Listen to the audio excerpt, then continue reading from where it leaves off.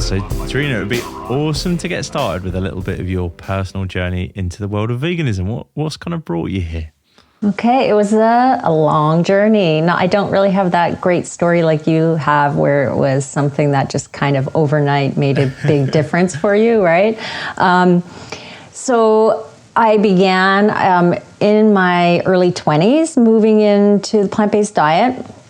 I'm from Newfoundland in Canada originally. That's where I was born and raised. And as we were just talking before we jumped on, so that's it's kind of the closest to the UK as you can get in Canada. And very meat and, very fish as well. Meat, fish. Well, fish is meat, but people tend to talk about those differently, right? Yes. Centric kind of diet. And in my teens, well, it's kind of, it goes back a bit further, I guess. So I always loved food. Like as a kid, I loved food. And I was that kid that would eat a lot of junk food, but also loved my mom's cooking, just kind of ate whatever I could. And as I was growing up, and I had a fairly large family, 6 girls in our family, my dad could never get seconds. We were always eating everything in sight. And, but because of this love for food, I put on weight as a child. And then my dad passed when I was pretty young. So then I kind of turned to food even more. And in my, I guess, mom's efforts to try and help me lose weight, back in the day, you'd do a lot of different diets. As they, we called it the plant-based diet now, meaning it's a way to eat. But that term diet was very negative for so long, right? It was considered dieting to lose weight. And so I became very conscious of food, like really conscious of food from an early age because of that. And so my radar, I guess, was up on nutrition. And, first it was how to eat to lose weight, calories, that kind of thing. But then over time it grew. So in my teens, I learned about how red meat doesn't digest well. And that kind of sparked my interest. And then I began to read some books that really kind of lit something up in me. So one of the first ones was Diet for New America by John Robbins. And that book, it was just sort of like this pivotal book for so many people. And it's sold, I think, like millions of copies at this point, because it covers the health aspects of eating plant-based diet and removing dairy from the diet. And of course, he comes from this Baskin Robbins heritage, right? John Robbins, he was one of the heirs to that whole industry of Baskin Robbins, and he forfeited it to move into eating plant-based and choosing a different lifestyle. So he talked about dairy and meat consumption, what it does to our health, the environmental impacts, and of course, the animal agriculture side of things. So when I read that, it started something for me. And I had already been feeling not great, I'll say, in my early 20s. So, my digestion never felt good. I felt so like logy and tired after eating. And my joints were not feeling good. And I think I'm probably predisposed to some of those things just as a person, but they hit me very early on. And so I was thinking, this is not how you should feel, right? You shouldn't feel so uncomfortable after eating. Your digestion should be smoother. You shouldn't be in pain in my 20s, in my knees and that kind of thing. So I began to remove those products from my diet, right? I first began with red meat because, of course, that was the evil meat, right? For a very long time, like this was back in the 90s, red meat got like the bad rap, but everybody looked at chicken and fish as being health food, right? That was very, very prevalent. So that's what I removed first, and then moved into removing chicken and fish, and then dairy as well. And dairy, taking that out of my diet was a huge difference for me personally and how I felt. And I loved dairy, right? So I love it when people say to me, oh, I can't give up cheese, because I get that, right? That was like my final frontier, was Parmesan cheese was my favorite thing. And I loved ice cream. And I still love ice creams now, but they're vegan. And that all just kind of led me in that direction. So looking back on, what I was dealing with as a child, I think now it all kind of directed me to where I am in my career and in this plant-based scene, developing recipes and writing cookbooks. It came to a really good place, but it wasn't for a long time. Like, I did not have a good relationship with food for a very long time. And when I made that switch to fully plant-based and taking the dairy out for like 30 days, right? It has to be about 30 days to get dairy, cheese out of your diet. There was no going back. I was like, this feels good. This is right. But there weren't many resources around then. So online was not a thing. Like, there was no Facebook or Instagram or anything like that. And so it took some time to feel like more secure in it, even to talk to people about it. And that, was difficult for a long time because it was very obscure to eat vegan 25 years ago. And I came from a small town, and especially there, it wasn't considered, like, it was just far-fetched. Like, who are you? You're crazy. So yeah, and as I moved into eating plant-based, you just learn more and more, and it kind of strengthens you in different parts of the diet, right? So if you come to it from an ethical standpoint and then you learn about health, it kind of strengthens that foundation, and it's like it's this vegan trifecta, right? The animal compassion and the environment and health, it all kind of comes together. So it was a very slow process for me. It wasn't like I had that one moment of, I'm going to do this. But that was partially also too, I think, the day and age, and there weren't as many resources, no documentaries and that kind of thing. Yeah. Yeah, well, a fascinating kind of journey. Thinking about obviously you came at it from the health angle and originally from the point of view of like, if I remove these things and then I will feel better. And you obviously had that impact. Like you say, 30 days after removing dairy, there's no going back for you. It's clear this removal has made a difference. What was the journey like in discovering what beyond removal, but actually what the additions were going to look like? Like how did you sort of rebuild the diet from a health standpoint then, having, you got the benefits from removal, but was there almost a different alongside process in what do I actually eat now? You mentioned resources, etc. Oh, that's a beautiful question, because I feel like I also have grown a lot in that regard. I didn't start eating lots of leafy greens or even beans. It was very much removal for a long time because I didn't know a lot, right? But I think that still speaks to how abundant the plant-based diet is, and that if you're eating mostly whole foods, you're going to get good nutrition. I wasn't focusing a ton on eating beans, but I was still eating a lot of like starches and complex carbohydrates and foods that were still giving a lot of nutrients. It wasn't until I think I started my family with our children that I began to broaden that spectrum of what we were adding in, because then I was concerned about another being besides myself, right? So you have these little beings, and it feels like this awesome responsibility to bring them up and nourish them and do the right thing by them, right? So that's when I think I started to learn about a whole lot of different grains and varieties of beans, and just incorporating more vegetables and greens. And greens are something that you really have to get used to in a way, right? Our palates adjust and kind of accept those components of greens very much.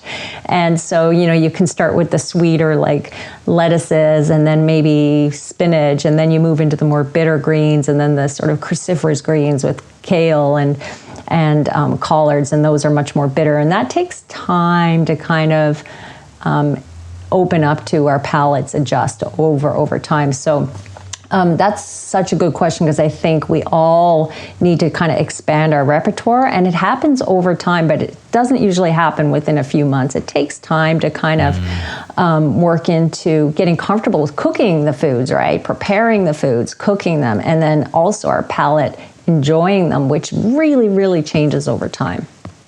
Yeah, absolutely. I totally relate to this idea of when you have children, things suddenly change. I had for me, very similar in a short time scale, but a year in, and we had a little boy, and you suddenly go back to, I don't know if you have found this, but you suddenly go back to questioning, is what I'm doing actually healthy? The mainstream culture is telling you it's not. Particularly around when everyone's got an opinion on your children, it appears. I'm sure you experienced a similar thing. Whether you're vegan or not, I think everyone's got an opinion on every aspect of raising a child. Did you have those initial kind of like wobbles almost of like, is this the right thing? And was there some sources of sort of confidence and assurance that you found, either sort of friends, family, or other people that you developed within a community? Yeah. Oh, another, like, I love this question too.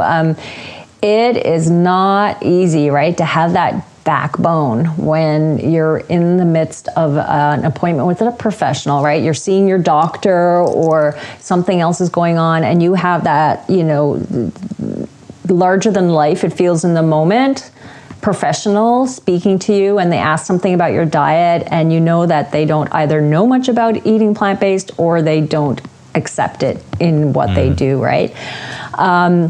One of my resources that was very, very valuable to me was Becoming Vegan by Basanto Molina and Brenda Davis. And Brenda Davis has gone on to, write many books since then. And I joked with her when I talked to her some months ago, and I joked that when I used to go to the well baby visits, right, with your doctor, you used to go like, when they're very young, you go with the first few months, and then there's these checkpoints you go.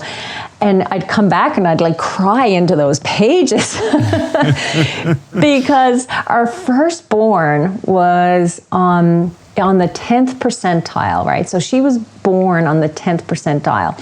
And so anyone who has a baby realizes they know what I'm talking about. You have these growth charts, right? And I was actually induced early with her because she was small, like in utero.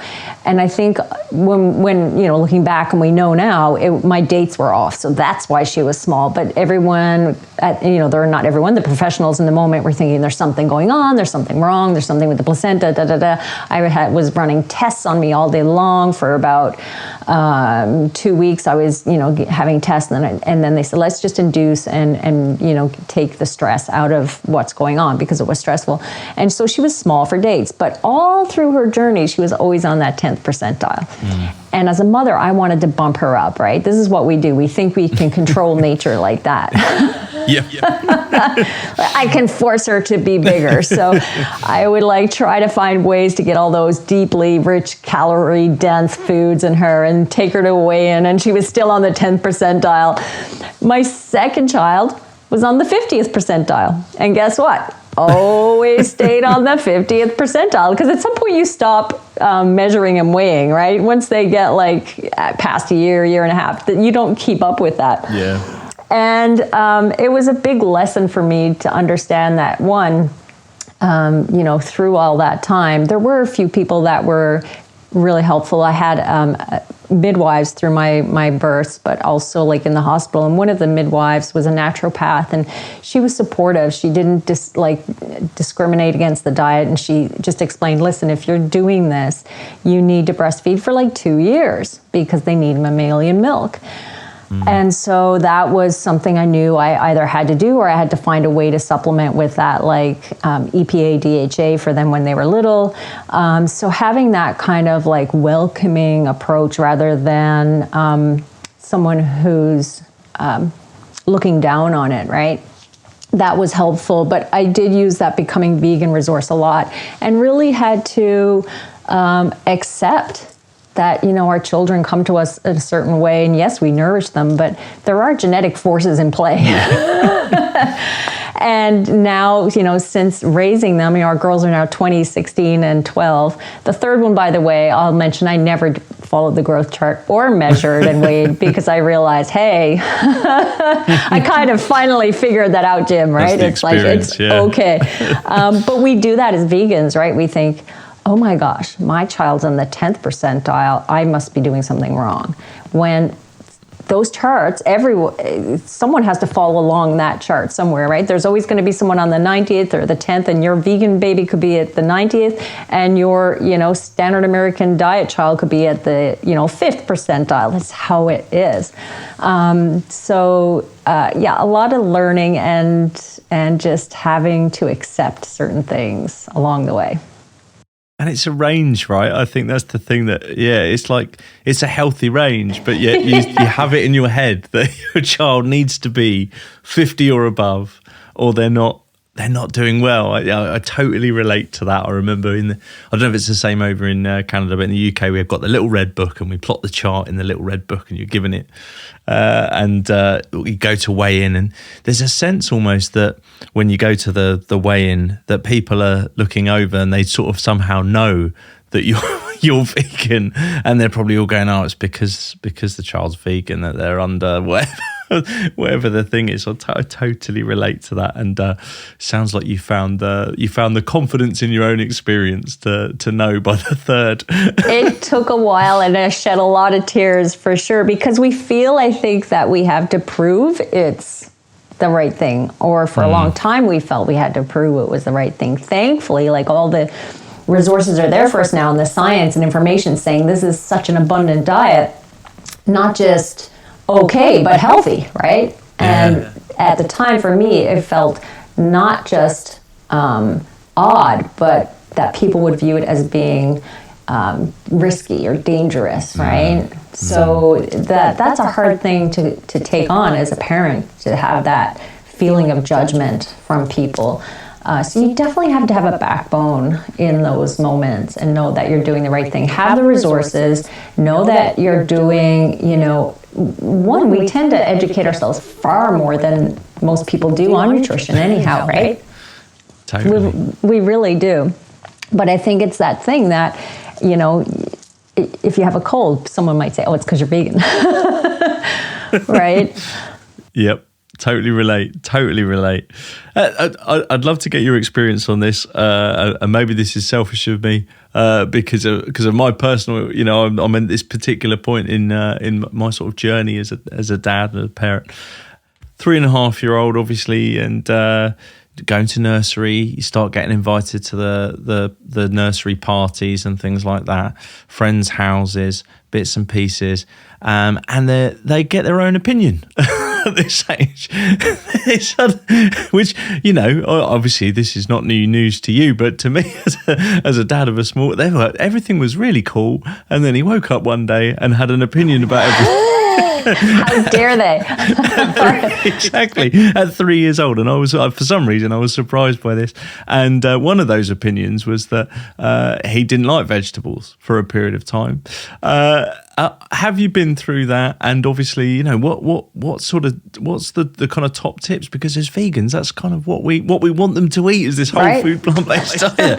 So any advice will be gratefully received. First off, I'm going to get you my Plant Powered Families book, because you need that one. I don't know if I have a copy of it here, but I need to get you that book, because it has all these tips for picky eaters in the book. And once you get into the birthday parties, it all comes, right? And having to make sure they have the vegan options at the birthday parties. But okay, so part of what they're doing is that, like, power struggle, or I won't say struggle, but power move with kids, because they want to see how much you're going to cave and give at a meal, right? Yep. And usually they know food's a good one, because we want them to eat healthy. So it's a good place for them to hold a little bit of power. But I will say, through raising these 3 girls, something magical happens at around age 13, 14. I know it's a ways off, sorry. But at around age 13 or 14, they start to accept a lot of the foods that you've been introducing, and some of them that they, didn't like for a long time. All of a sudden, something matures with their palates, and they're happy to eat, like, greens and mushrooms and red peppers. And it's like, what's going on? It's a great thing. But for a very long time, right, I had kids who would, like, sneak lettuce under their napkin, or like try to wipe a seasoning off something and then try to lather it with avocado to eat it. It was just painful. But so stick with it. All I can say is stick with it, keep presenting the choices, and in time they will, open up to more as time goes on. But some kids really don't like certain things too, right? Like just like we don't as adults. Like I don't love eggplant. I don't use it much in my cooking. It's not a vegetable that I love. Other people absolutely love it. I also don't love beets, but some people like it's one of their favorite things. And my middle girl will not eat a berry of any kind, right? So I've talked about this in my book. She doesn't like a blueberry, strawberry, blackberry, nothing. There's something about the bitterness, I think, in the little seeds that she just really hates. And so that's something that I've just kind of had to accept. She just has never, ever eaten them. And when I've tried to creatively force her, like saying, if you eat this, the things we try to do, she would sit there for an hour or more and just kind of like scrape away and really just be so miserable. So, there are things they won't like, but over time they do accept a lot of it. Again, it's such.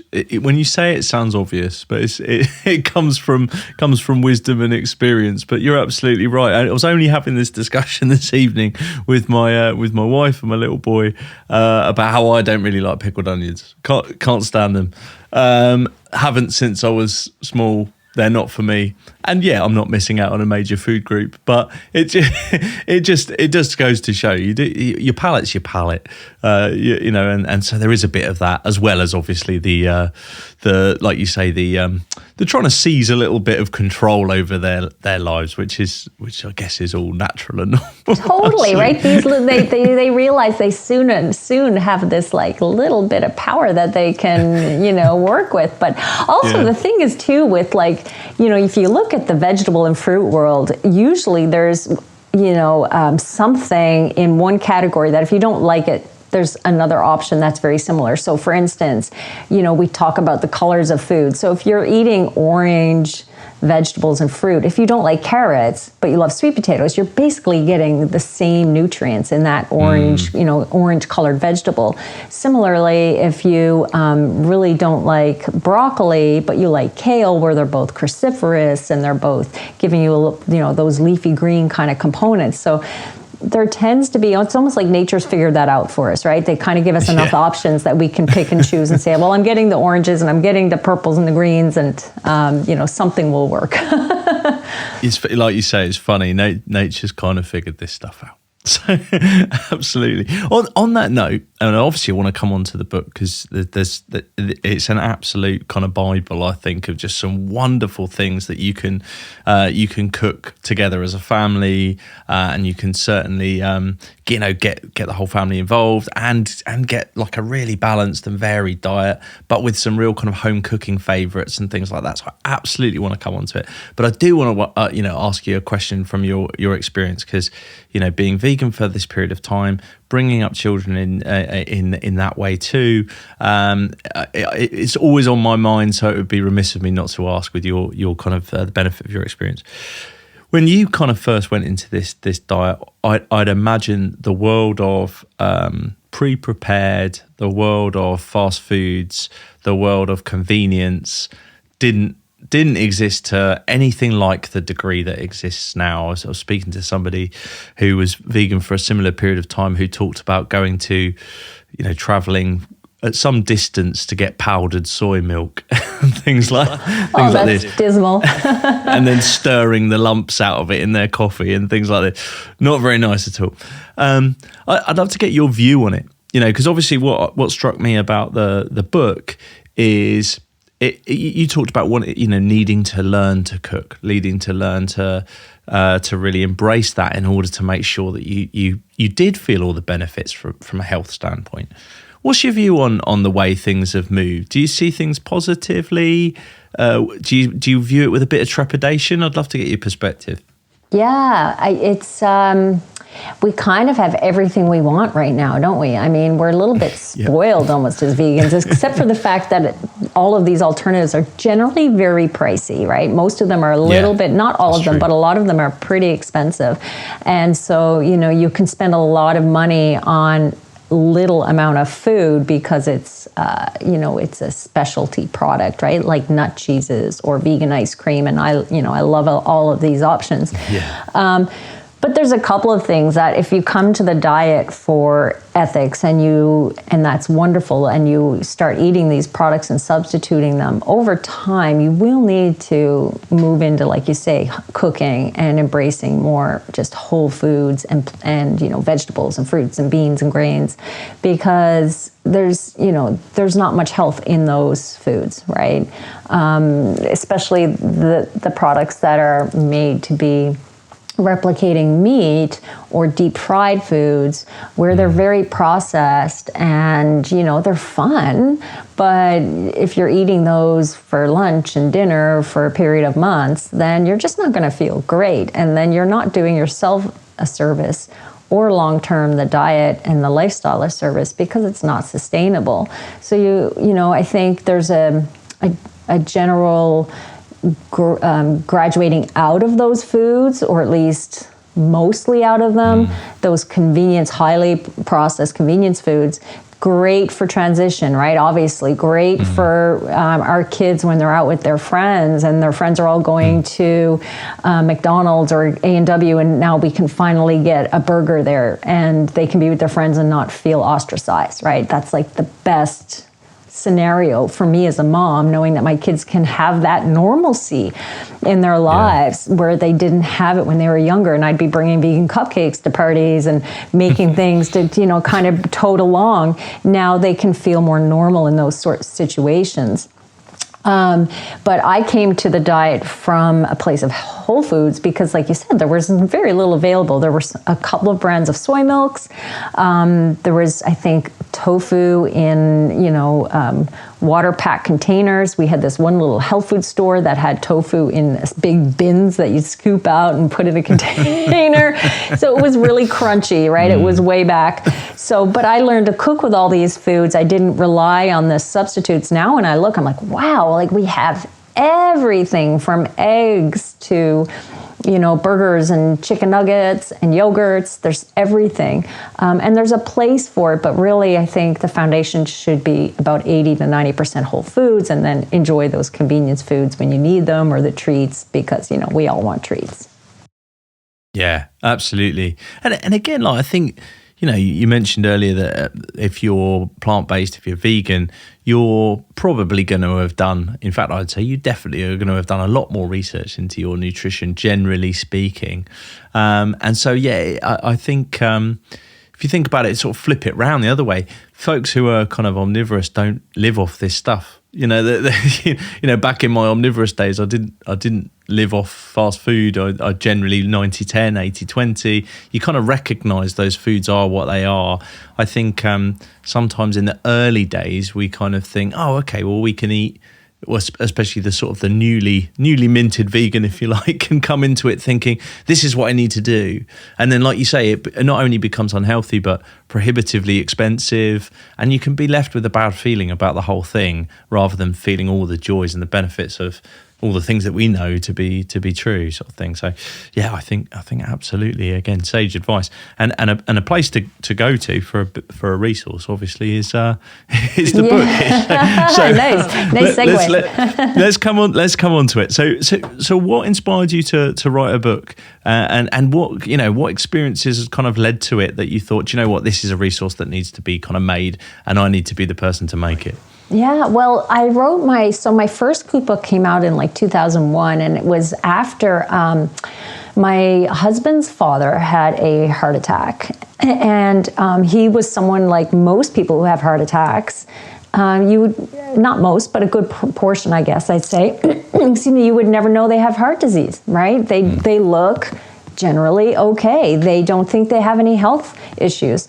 It came out of the blue, and oddly, very, very oddly, I also think this is one of those like things that happen in life that's just kind of like meant to kind of come together. But his cardiologist in Newfoundland at the time said, hey, you need to change your diet, and I want to see you move into a plant-based diet, and recommended Dr. Dean Ornish's program, which is very low fat, like very, very low fat for disease reversal. And at the time, we were already vegan, my husband and I, and they came to us and said, we need to do this. What do we need to do? So I helped them, with their pantry and finding, sort of restocking what they needed, but then also started sketching out recipes, because I knew that was something I always wanted to do. And this seemed to be like the time to do it, obviously, right? Like how to eat, show someone else how to eat this way, and very whole foods and healthy. And so with that book, I've kind of journeyed on into, this is book number 6. And with this book, I really wanted the focus to be, because with the other books, I tended to focus on the family. Not that I don't focus on the family here, but the recipes are really for anyone. But what I really wanted to convey was that you can be at any point in this journey, and I'm going to meet you there with this book.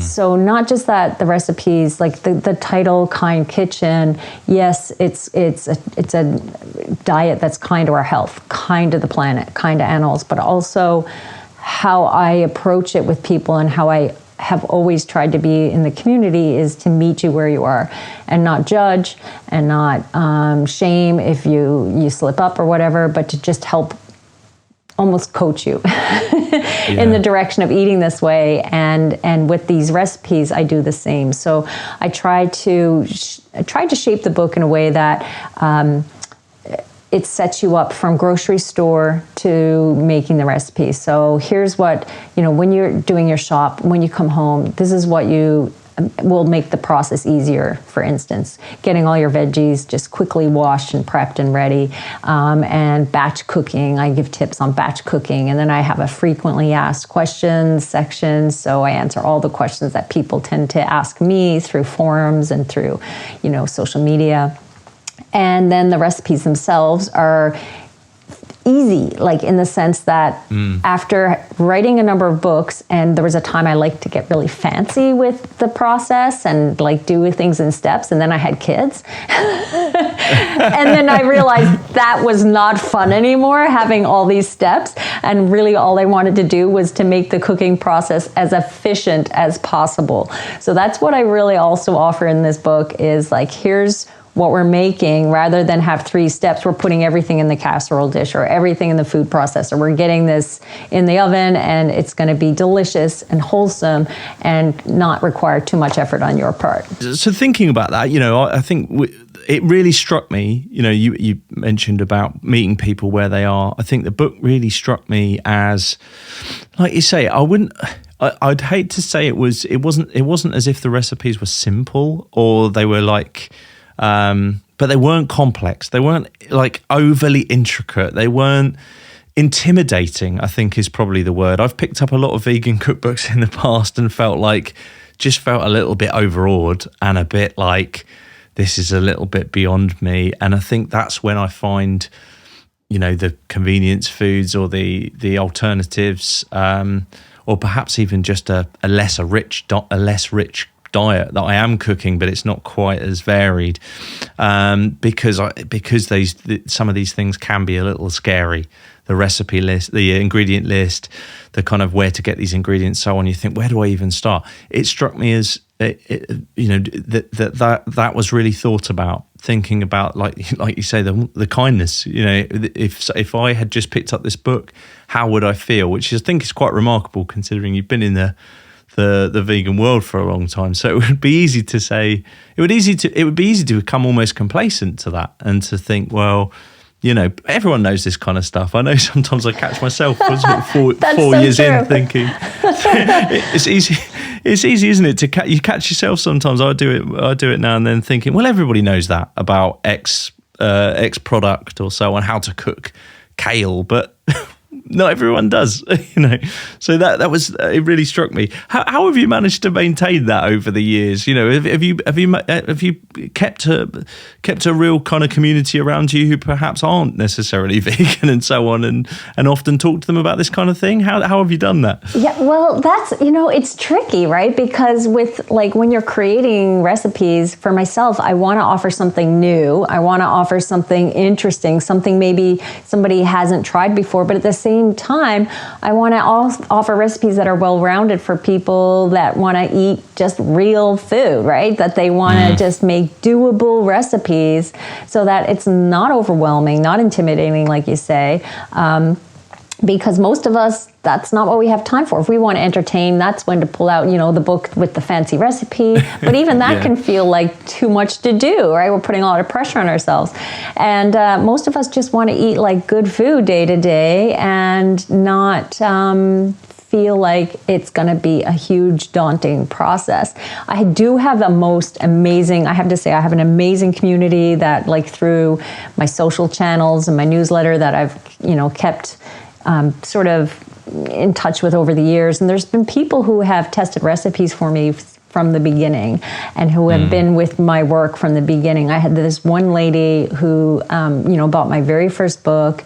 And when my fourth book came out, she made a quilt for me and quilted in the names of the recipes. And I was just like, oh my gosh, who does this, right? But this is the kind of goodness that is in, I think, when you cultivate that feeling and you want to give that to a community, you can get it back. But at the same time, sometimes I feel like, I should have, I look at this book, Jim, and then sometimes I think, we're all human, right? I go, maybe I should have put some fancier recipes in there, or maybe I should have done this and this. And then I'm thinking, well, maybe my next book I'll do that. I'm like, oh my gosh, I haven't even just come off a month on this one yet, and I'm already thinking ahead. Because, you want to offer something for everyone, right? You kind of want to be able to make the diet feel like it can be for everyone and offer both the doable, easy recipes, but also something that wows, right? So hopefully there's a few things in there that give the wow factor, but mostly I wanted to give the, hey, let's just eat really good food. Well, that I think you absolutely did, and that's what I was sort of, like I said, I was struggling around the word simplistic because it's not simplistic, but it's also not intimidating, and that's quite a hard balance to strike. I think you can come at recipe books the other way as well, that you think, well, this isn't really satisfying my kind of urge to cook and feel like I'm developing skills, and so I think it manages to strike both, which is a difficult thing to do.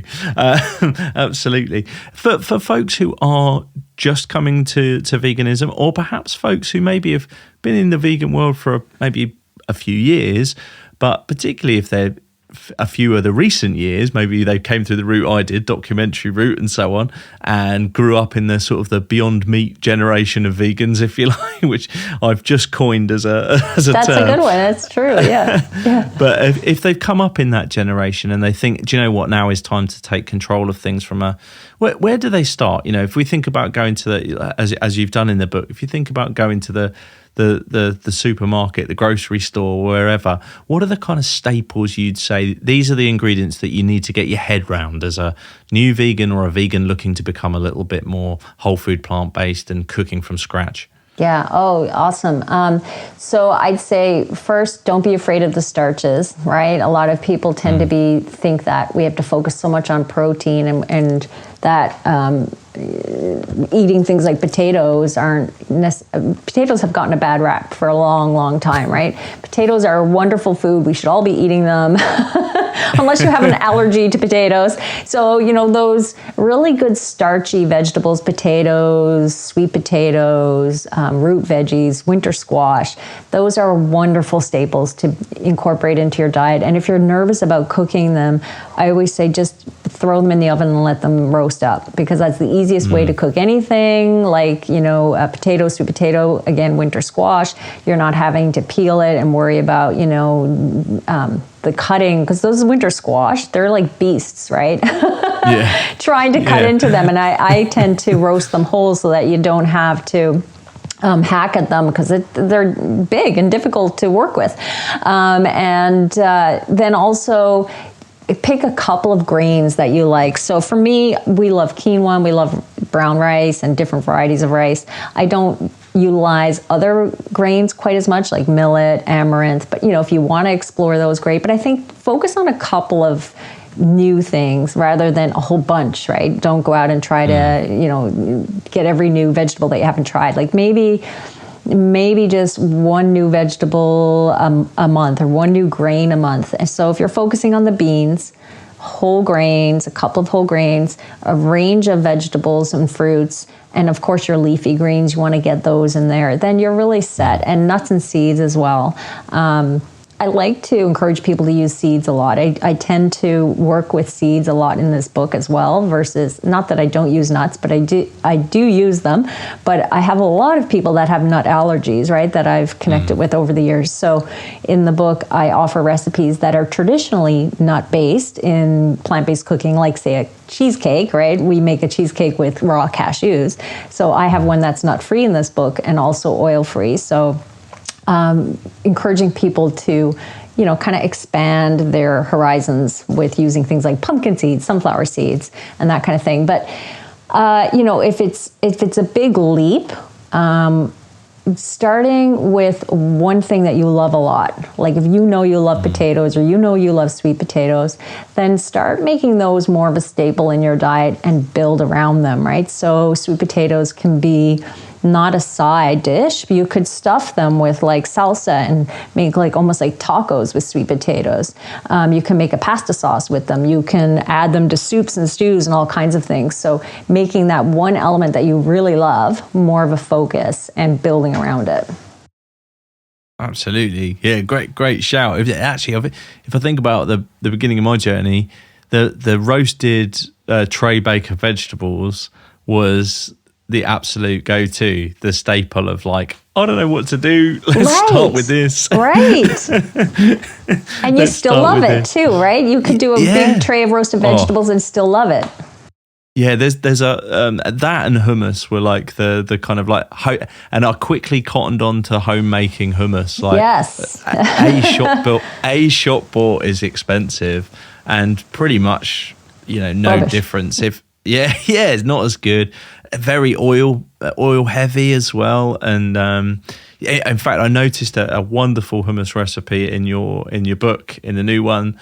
I think it was called the Good Day Sunshine Hummus. Yes. And I think folks should definitely get on that if they're new to it, or even if they're still buying shop bought. I recommend this recipe. I'm on that. I think this should be like a campaign to get people making their own hummus, because I joke, I have this hashtag, hummus is a food group, because when you love hummus, you really love hummus. But totally. If you only try store-bought, you think that's what hummus is, and it's not. It does not taste anything like making it your own. And I just did a video the other day making hummus and giving people tips on how to make it really creamy and making a lot of it, because you can freeze portions of hummus and have it in the freezer for later and pull it out. And someone asked me, do you have to peel the chickpeas to make hummus? I was like, oh my gosh, no. If we all did that, no one would make hummus, no one would right? ever make it. You wouldn't do a thing. Like, forget this. This is way too much work. But that's, these are some of the things that people, like you say, you think you think you figure people know that, but they don't, right? So they may not know how to bake potatoes, for instance. So just, guiding them in that way. And people don't know that you don't have to peel chickpeas for hummus. So there's a lot, right? There's a lot of information and misinformation. Absolutely. Yeah. Just a question. Six books in, coming up with a book of this scale, over 100 recipes. I don't even know how. Like, how what was that process like of coming up with the recipes? You mentioned you've got some tried and tested recipe testers within your community and so on. But where do you even start from the development perspective? It's weird. I feel like I need intervention at this point, because even now I'm testing new recipes. I'm like, why am I doing this already? There's just something fun, I guess, to like kind of create something new. I don't always go back to there's certain favorites that I go back to, like recipes that I've loved over the years and use a lot. But I enjoy the process of creation, so I find myself just kind of getting in and mucking up something new. My challenge now is writing things down because I don't like to measure anymore, and I've gotten lazy with measuring and gotten lazy with writing it down. So I'm just like, I want to get in and create it and think that I'll have some, mass memory of it all, and I don't. And it's funny because I create things now, and then my youngest, Hope, who's 12, she'll say, "Oh, Mom, this is excellent. Is this a new recipe?" And she says, "Wait, you didn't write it down, did you?" I was like, "No, I didn't." But it's either that I sketch out a recipe, like I know I want to create a new Caesar dressing, for instance, which I've created a number of different Caesar dressings, but you can still, there's oodles of variations on classics, right? And so the one in this book is not just vegan and oil-free, it's also nut-free, and it has a smoky essence with smoked paprika. So if I'm sketching out a recipe, I might kind of get the foundation of what I want to have in the recipe for elements and then tweak it as I go along. But more often than not, I get in the kitchen and I go, "Oh, I'm going to do this." And I just grab a piece of paper and start sketching down the rough measurements. And then hope and pray that if it works out that I'll remember it or be able to replicate it. Because that's where the magic is being able to replicate it with similar or the same, as much precise replication as you can get. When you got into I'm going to try and make something nut-free, I'm going to, think about oil-free, I'm going to get into these different variants. And that might be, like you say, you've done that recipe 50 times, you've made a cheesecake recipe, but this is the first time you might go, right, I'm going to rethink this whole thing.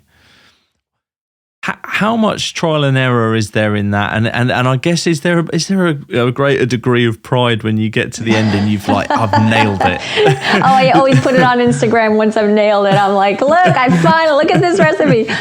There are some that just don't come together, and usually if it's causing me a great deal of frustration, and I've retested it a number of times and I'm just not getting it, that either I need to abandon it or just shelve it for a while, because then something might come up in my mind later, right? It could be driving to get the kids at school and then go, "Oh, use that ingredient." And then, so sometimes you have to do like anything in life, right? You have to just step back from it and let it just kind of do its thing and stew, and then you can come back to it. But there was a recipe, like in this one, there's a Crackle blender brownies, and it's a brownie recipe that is made from red lentils, which I know sounds really wacky. But it's naturally flour gluten-free because it uses red lentils. And I do it in the blender, and everything is made in the blender and then poured from the blender into the pan to bake. So there's not even a mixing bowl involved, which is really nice. But that one I think I tested 20, 25 times and started almost abandoned it, but then I got it and I was like, yes, this is what I wanted. So it's very exciting, yes, when I do get that prized moment, and then I cross fingers that I can replicate it. And I guess by this point, the kids are they the harshest critics at this point? Yes, actually, yeah. They don't pull any punches? Not really. And they'll say, "I like this, but the texture is whatever, or I would like it to be a little bit more this way." But when they were little, like you mentioned, the picky eater, so I think back to my youngest, who for a very long time, whenever I would give her something, whatever I made, she'd say, "I don't like this, it's yucky and stinky." Great. So that's about as harsh criticism as you can get. I know obviously that's not what it is. But then one night I was making a soup and she's like, "Mommy, what soup is this?" And I said, "Oh, it's a new one and it's called the Not Yucky and Stinky Soup." And she gave me a smirk. That was the end of that phase. Once I told her, "This is the Not Yucky and Stinky Soup," I know what you're doing.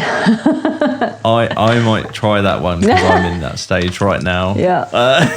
You've spent hours cooking something, trying to hide every single vegetable. Right. Yeah. Making it nutritionally balanced. It's got all of the micronutrients he could ever need, and then it's yucky and stinky. Those little buggers, right? It's the nature of it. Yeah. Is there one or two recipes that, you know, if folks picked up the book, you'd say you have to try this? These are like, for you, the ones that you feel really proud about. You feel like these really showcase some great whole food plant-based cooking. Oh, that's a nice question. I think one that I love, it's called the Curried carrot lentil soup, and I love that one because it uses things we always have on hand. We almost always have carrots and onions and red lentils, pretty simple, basic ingredients, a little bit of curry powder, but the combination of flavors in there and the little bit of lime juice just kind of makes everything come together. It's really delicious and homey and simple though, right? That's the kind of thing you could throw together any night.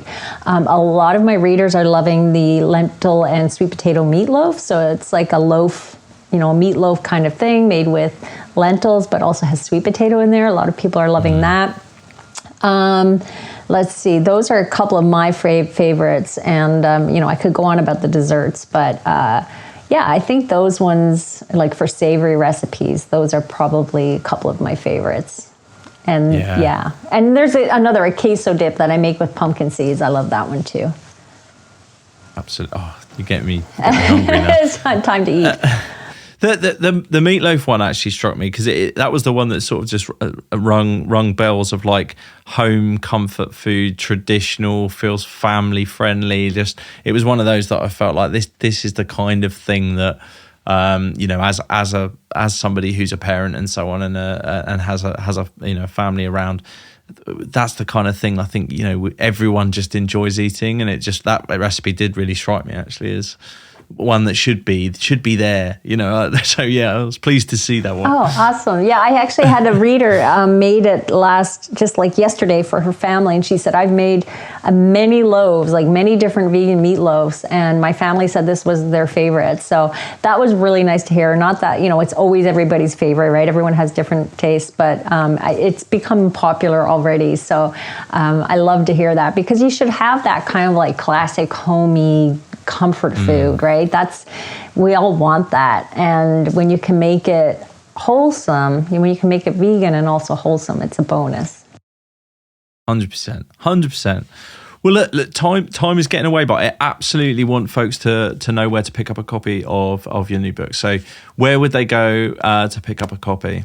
Yeah, any online retailer, Amazon, or, you know, whatever online retailer you usually purchase, or stores, bookstores. And if they don't have it, it's really important to also just say, hey, can you bring that book in? Because sometimes bookstores don't know about it or haven't brought it in.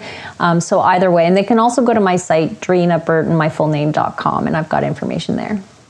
Definitely worth checking out, and also check out your Instagram. Like there's some great content on there. So a really good starting place for folks who want to find out a little bit more about you and so on. So I'll make sure we link everything in the show notes so folks can check it all out and pick up a copy of the book. But super. Dreena, okay. It's been amazing chatting with you. Thank you so much for your time. I really appreciate it, and good luck with everything with the book. I think it's a fantastic resource. I know myself and my little boy Arthur and my wife are going to no doubt enjoy cooking some of those recipes. So thank you. Thank you. A pleasure, and good luck with the picky eating. Thank you. I'll be back in touch for some more advice. Absolutely. Thanks, Dreena. Thank you.